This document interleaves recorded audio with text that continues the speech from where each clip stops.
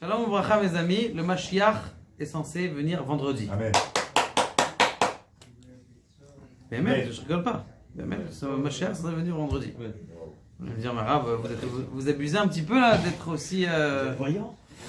Alors, je vais vous poser une question, une réponse du Bet Yosef, une question du Bet Yosef, du Abu Drahem et une tchouva du Hatam Sofer. A priori, il y a un problème. Depuis quand on fait un jeûne le vendredi? On n'est pas censé faire un jeûne le vendredi. Tisha B'Av, qui tombe Shabbat, on ne fait pas Shabbat, on le repousse à dimanche. D'accord? Donc comment ça se fait? On fait pas Tisha On B'Av. fait... Si, on le fait dimanche. Oui, dimanche. Mais pas... Maintenant, la Sheila, elle est... Comment ça se fait qu'on fait un jeûne la vendredi? Autre chose, quelque chose de bizarre, qui est très fort aussi. Si quelqu'un, par exemple, vendredi soir, il se réveille et il voit qu'il a, même si vous rêvez ce soir, c'est rien, parce que vous y avez pensé dans la journée, il voit qu'il a perdu ses dents. Alors il jeûne même Shabbat. Shabbat, tu jeûnes? Comment c'est possible de jeûner Shabbat? Après de jeûner encore une fois. Après de jeûner dimanche, parce que tu as jeûné Shabbat, pour être mechaper l'un avec l'autre. Donc comment c'est possible? Alors, il faut ici expliquer quelque chose comme ça. Il dit, le Abu Drahem, il dit que si le Asara Betevet il tombait Shabbat, eh bien on jeûnerait Shabbat. Je comprends pas. Mais tu sais, il pose la question, il dit déjà Tisha B'Av qui est le plus grave des jeûnes, s'il tombe Shabbat on le repousse. Comment ça se fait que le Asara Betevet, tu le repousses pas? Tu le repousses pas au lendemain, ou avant, ou tu tires, ou tu pousses? Comment c'est possible?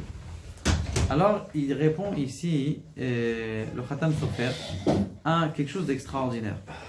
Il dit le Khatam Sofer, il dit lorsque je fais un jeûne pour le passé, c'est-à-dire, pourquoi est-ce qu'on fait un jeûne Tisha B'Av?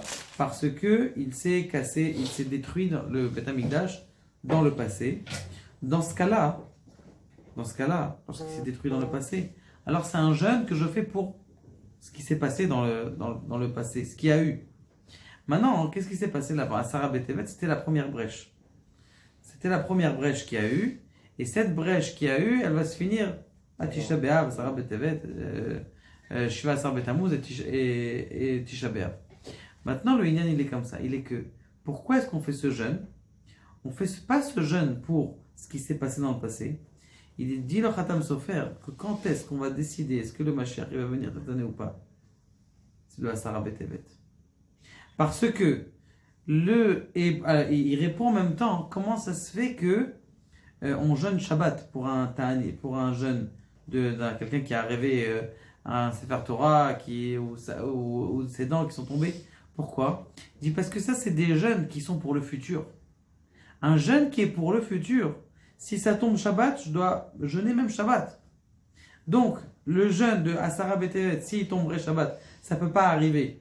Mais si ça tomberait Shabbat, il dit le Abu Drahem, eh bien j'aurais dû le faire même le Shabbat. Et le Asara Betevet, j'aurais dû le faire même le Shabbat aussi. Et si je le fais vendredi, ça veut dire que je vais le faire vendredi, je ne vais pas le repousser.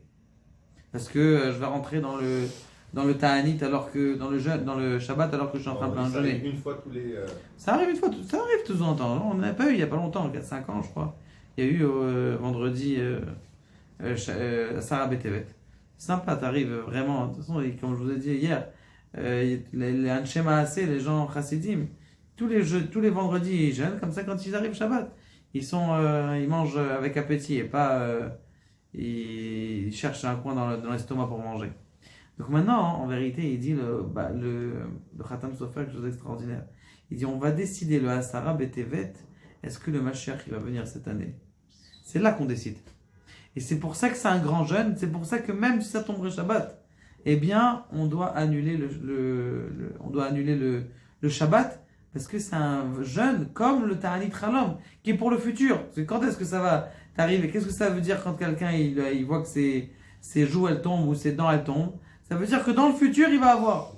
Donc comme les deux, c'est quelque chose du futur, alors on peut jeûner même Shabbat.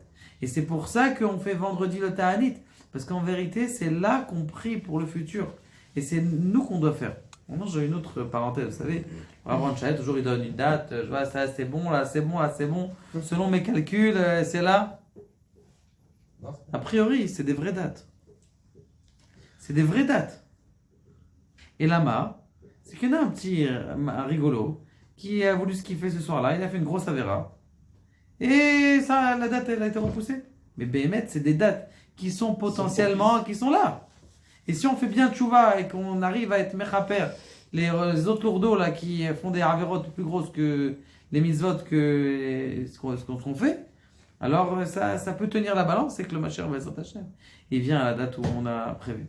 Donc ça, c'était pour nous dire que Bezrat Hashem, le soir de Asara B'Tevet, dans la journée d'Asara B'Tevet, c'est un moment pour penser à Kadosh Baruch Hu, pour penser à Dieu et dire quand est-ce que Kadosh Baruch Hu, toi aussi tu vas avoir ta maison sans Mashkenta.